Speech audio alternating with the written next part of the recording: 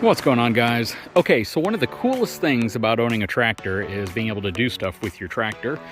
And I just got me a new accessory for the front of my tractor, which is going to allow me to do quite a few more things. This will come in really handy, and I actually could have used this a few weeks ago whenever I started my fence clearing project. But let's talk about what you see clamped onto the front of my bucket. Hang tight, I'll be right back.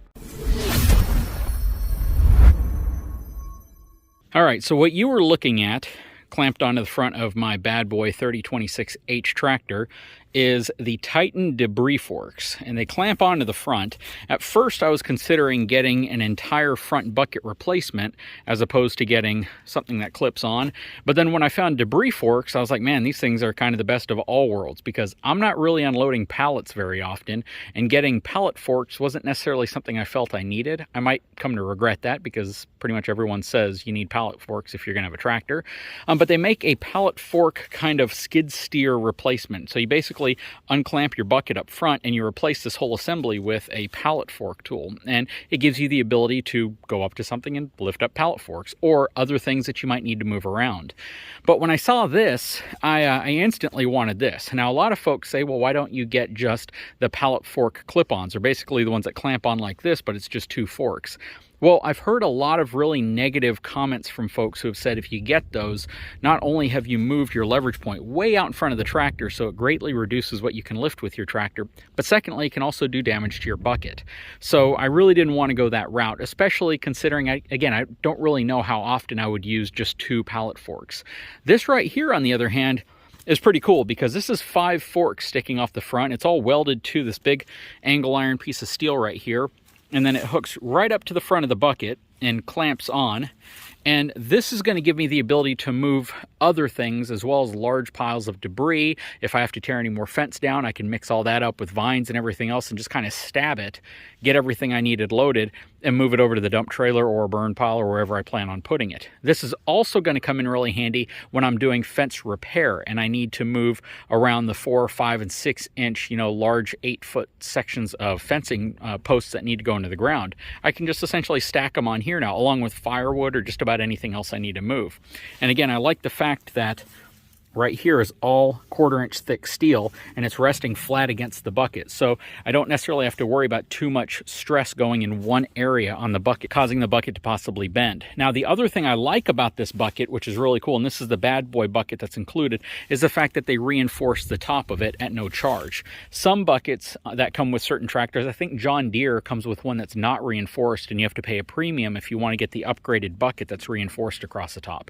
But this one's nice because it's reinforced across the top and the bottom, and now that I have this here, I have kind of the complete solution for moving around large piles of debris or other things that I might need to move on the property. And again, when it comes to moving things like fence posts, this is going to be perfect. I basically can stack them up right here. I'll probably slide that out of the way. I can use this whole area up front for fence posts and basically have the ability to move anything I need to around the property. Plus, I can actually load stuff in here now that might extend a little further. Before, if I was moving, let's say, a tire around, well, the problem with a tire is when you put it in the bucket, it wants to kind of fall out the other end if you hit a bump. With this, I can lay them flat. Shoot, I can hook them on the ends of the forks. There's just all sorts of different things that I can do. I can even lift things up with this that I couldn't in the past. Now, I do understand that by moving the weight out to the front here, like for instance, if I had a traditional pallet fork attachment for my tractor, it would extend the forks from here up to whatever length the fork I got. And I could move weight closer to the tractor arms, and that would give me the ability to lift heavier objects. But with this, because anything I lift with just the forks is going to be placed way out in front of the tractor by probably 30 inches or so, maybe more like 24 inches or so, I do have to understand that I'm going to have a lot more leverage applying force to the front of this tractor, which could easily cause the back to possibly pick up if I don't have any ballast back there. So, the good thing about this 3026 is that it's a relatively heavy tractor from the back end, and I have a quick receiver back there. I have a pintle hitch on there that weighs quite a bit, and I have a bit of weight back there. But I like the size bucket they put on this tractor because even when fully loaded, I don't have to worry about the tire coming off the ground. Whereas if you look at some subcompact tractors that put big buckets on the front, you can't lift the maximum lifting capacity of that bucket without causing the back to come off the ground.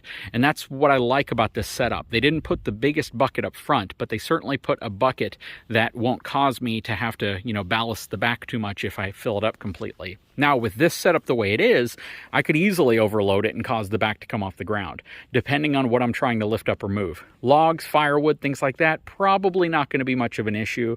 If I'm moving around, something incredibly heavy like pallets of concrete or something along those lines, then that could potentially pose a problem. But for debris, I think this is perfect, and it should work out really well for me. I don't have any projects for it today, but I don't want to be caught in a situation where I need it and I don't have it. So I went ahead and got it. And the nice thing is it takes up a very small footprint. I could actually store it in the garage and just store it towards the front of the tractor here and not have to worry about it. I could even position it so I could drive over maybe even part of it, and this part wouldn't make contact with the back tire or anything. But I'm going to figure out where to keep this. I could always just lean it up against a wall, to be honest. I mean, it takes up hardly any room at all, and it's certainly going to come in really, really handy. And again, I love the fact that this is going to give me so much more flexibility around the property. You know what I'll do? I'm going to go ahead and grab a fence post so you guys can kind of see what it would look like if I threw a fence post on here. Now, the problem that I foresee having is the same problem that you're going to have anytime you clamp something to your bucket and you try to use that as a tool. Because I can't see through the bucket, I really don't know what angle I'm at with the forks up front. Now, I can always use my little angle indicator right there, but the problem now is that it's exacerbated because it's well past the normal lip of the bucket. So whenever you're flat on the ground, and let me lower the bucket so you can see what I'm talking about. So technically the indicator says that the bucket's completely flat. If I come out here, let's see what it looks like. Okay, everything looks really good right here. I wonder if they'll still work in float mode. Basically, whenever I put the front bucket into float and it just kind of glides across the ground, are they going to dig in? I imagine they probably would.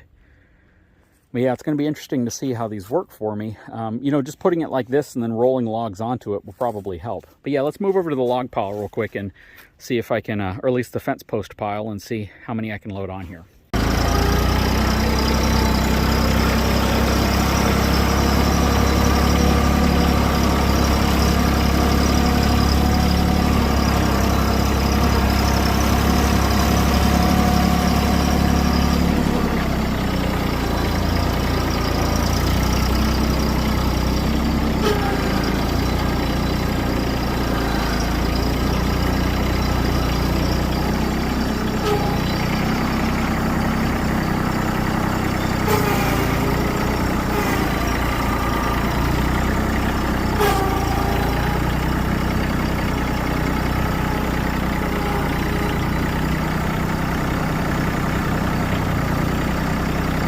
Okay, so here are some of my spare fence posts.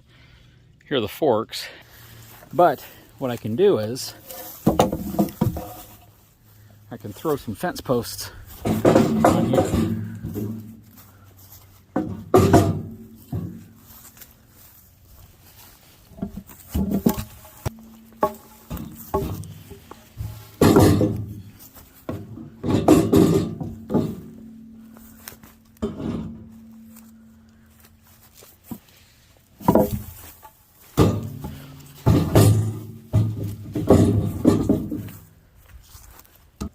So I got 3 5 to 6 inch by 8 foot round fence posts on here.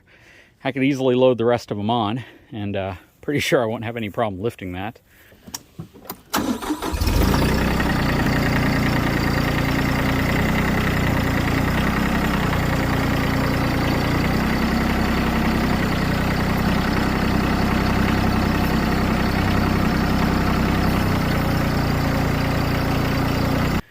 But yeah, that's kind of what I'm going to use it for. So I can load all of these on here and in one trip get them over where I need them to be, as opposed to backing a truck up here, because quite frankly, there's not a lot of room to back a vehicle up right here. And even though I got a lot of space out here, I got a lot of trees as well, and it will kind of prevent me from kind of positioning things where I want if I want to load it in a pickup. So Yeah, very, very cool. Bought these on Amazon.